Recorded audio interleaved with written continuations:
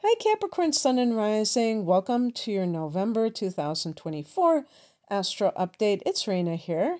I'm going to get right into it because the month gets right into it with a new moon on the very first day of the month, on Day of the Dead, new moon at 9 degrees of Scorpio. How apropos is that for the dead? You know, Scorpio is the ruler of the eighth house, and death is part of that, or transformation, you could say, in a broader sense.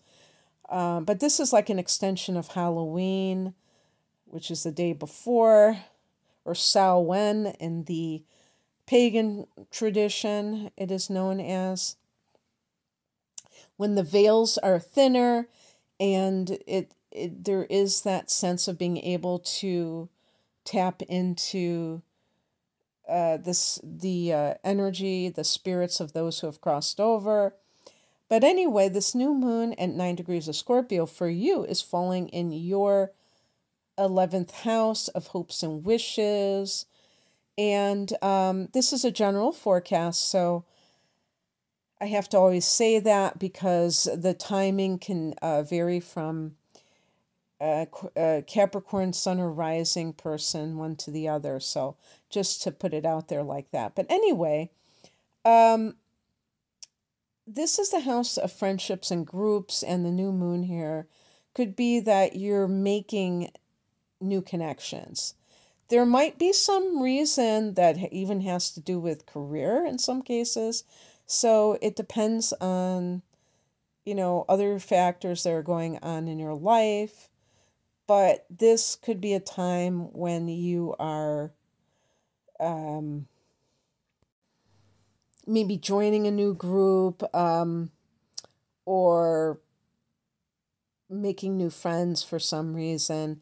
And this is also the house of long range goals. So this is a good time to set these goals. There was an astrologer named Jan Spiller who has passed on, and she suggested doing 40 new moon wishes for the 11th house. I can't remember why she said 40, but she said that this was the luckiest house. And I still am trying to find out like where she got this information. I'm assuming that she was taught by another astrologer or she read something, but I haven't been able to independently corroborate that. But if you are one of those people that likes to experiment with things, you might try this and see what happens. It definitely is a house, though, that deals with your wishes. So it's like make a wish. And at the new moon, it's like you're planting seeds that you want to manifest. So why not? So go for it. On the 2nd, we have Mercury going into Sagittarius. And for Capricorn individuals, this is your 12th house. So the Sag energy is 12th, and that is the house of spirituality. Spirituality, but it's the house of past lives. It's the house of the spiritual realms, and it is the house of self-undoing. So Mercury in the 12th house can give you particular insight into the ways that you trip yourself up, Capricorn. And you may, because it is a spiritual sector, you might even kind of intuit ways that you can heal yourself from this. The 12th house is kind of like this, this is ruled by Neptune, so it has a dreamy quality. It's not rational. It can make you more psychic, but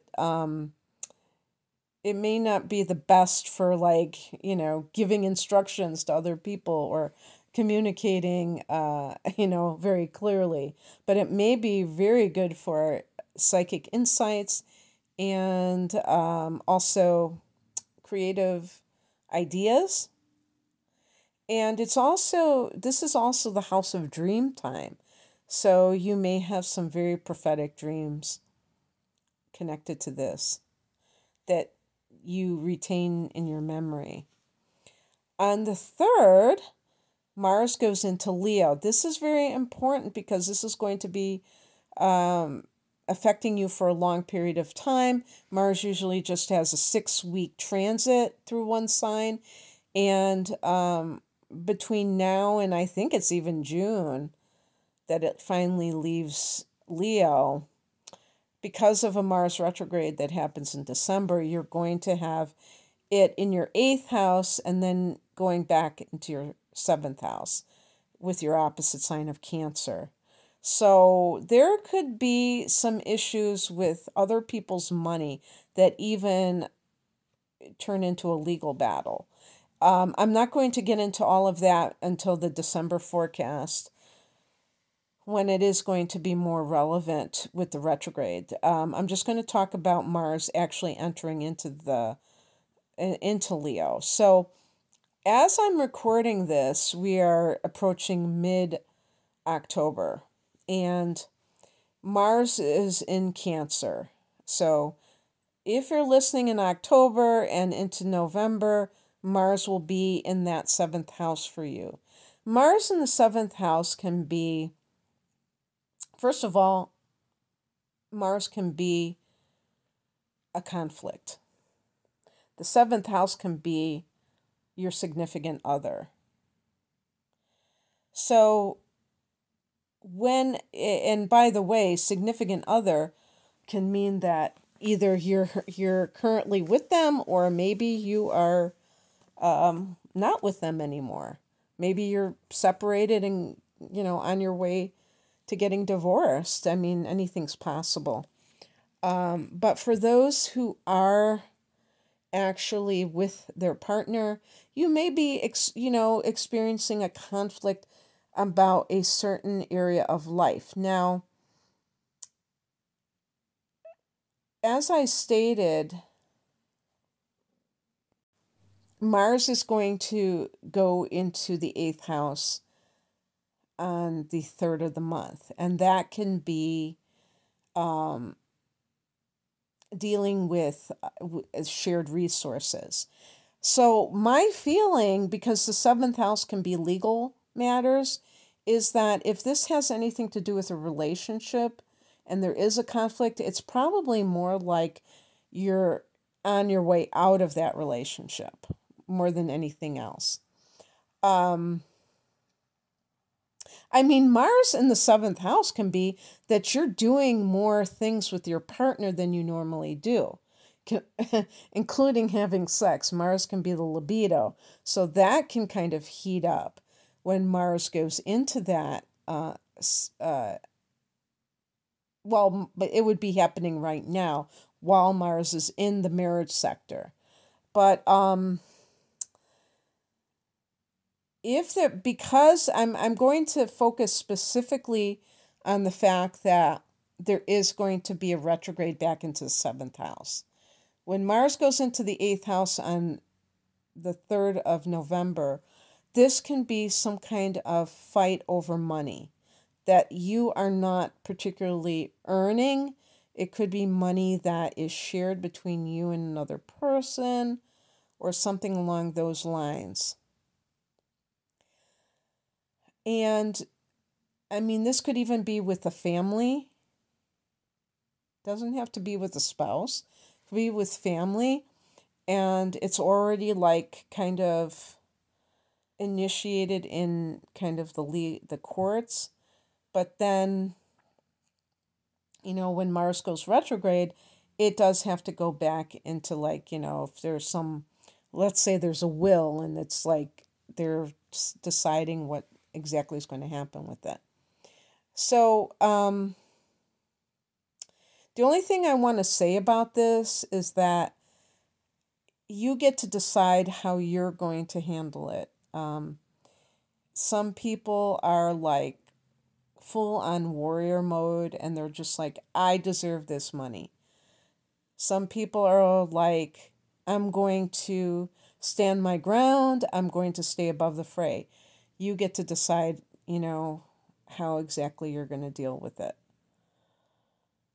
Mars in the 8th house can be doing some kind of physical practices that have some sort of transformational quality to them, and they might be esoteric.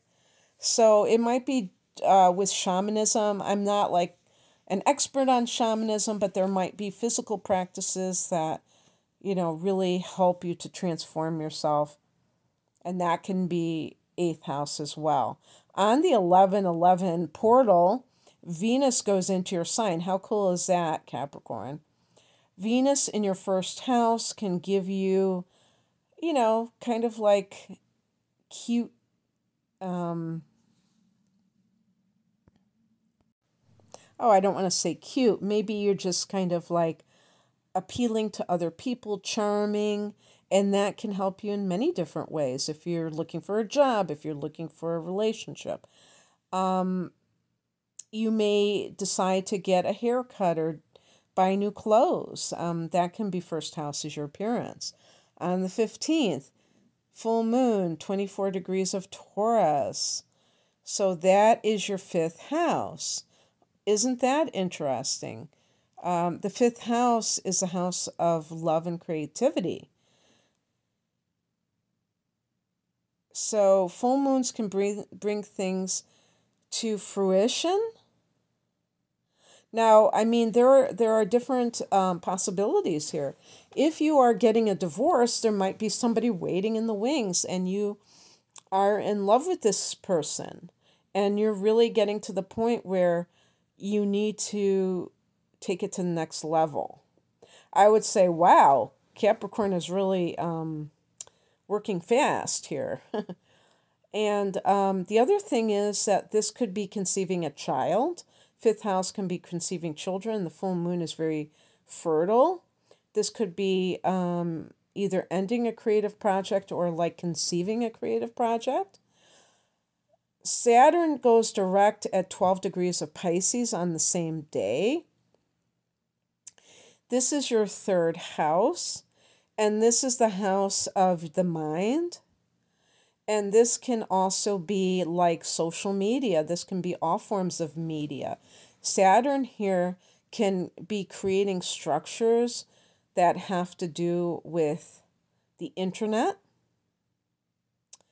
And this is particularly relevant these days because, people are doing things like YouTube. I mean, even the most unlikely people. I've seen people who are of retirement age, and they probably are retired, like elderly people. And I love that because that's like the perfect gig, for somebody who's like in their 60s, 70s, 80s, who has this vantage point that you do not get to hear a lot of times because, the internet kind of is more youth oriented. And, you could say like middle age too, but it does tend to be more, I mean, look at TikTok. It's like really like on the young side, but it's like one of these things like I've just sometimes I've had the algorithm somehow send me videos about people who are like maybe even in their 70s and things like that. And I'm reading the comments, and some of these people are, Generation Z people that are watching these videos. And I'm like, that is way cool because I'm so happy that there are younger people who are open to hearing the perspective of somebody who is like, that could be maybe like their great grandmother or something. I think that that's really great. I think it's wonderful. So anyway, this is a time when Saturn is in this area of your life to lay down structure, whether it is internet based, whether it is, like social media or other forms, like if you are a writer, to really start developing that discipline, to write that novel, write that how-to book. But it could be like you're studying something, you're getting credentials for something. This can pay off later on, career-wise. And I know that Capricorns are all about that. Saturn is your ruler. So a meditation practice even. I could see Saturn. Saturn's about discipline, disciplining your mind, you know. On the 19th, Pluto goes back into Aquarius for 20 years.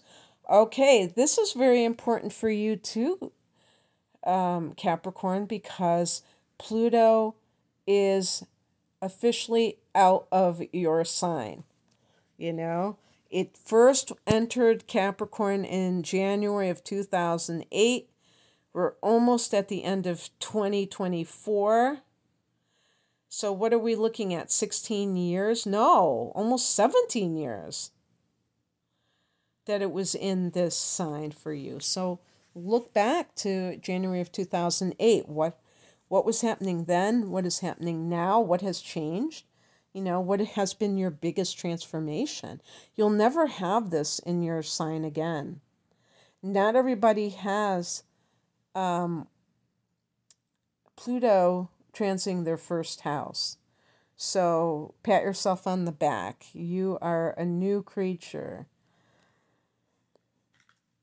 Now Pluto is going to be in your second house starting on the 19th. This is big because you could become wealthy. Pluto can confer wealth. But you have to be totally above board. No sketchy behavior surrounding money. That means anybody who makes an offer, who offers you something monetarily, that you do not just go, oh yeah, sure, I'll do that. So just keep that in mind. It can make you empowered financially. On the 21st, the sun goes into Sagittarius, and on the 25th, Mercury goes retrograde at 22 degrees of Sagittarius. Again, these are both 12th house placements. Mercury retrograde in the 12th can be a great time to meditate because you're going within at the in the hermit's house, so you can't go more inward than that. And I would even say that someone might decide to get a past life hypnosis or something. What do they call those? Past life regression. That might be the time that you really feel that calling to do something like that. But yeah, basically this is looking at, yourself at the deepest level and tuning into what you are all about versus what, the spiritual is there's the macrocosm and the microcosm. And the macrocosm for the 12th house is the collective soul, So we are one, but we are also individual souls. And really tapping into your higher self can be easier at this time, I feel. And that is your individual soul. And how that, what is your feeling right now about where you want to go from the spiritual perspective. And also taking into account some of the things that are holding you back. And so Mercury will go direct in mid-December, and things will become clearer after that about how you want to proceed. Alrighty then, that's what I have for you, Capricorn. I hope that you enjoyed this. If you would like a private reading, the link is below. Have a great month. Take care. Bye.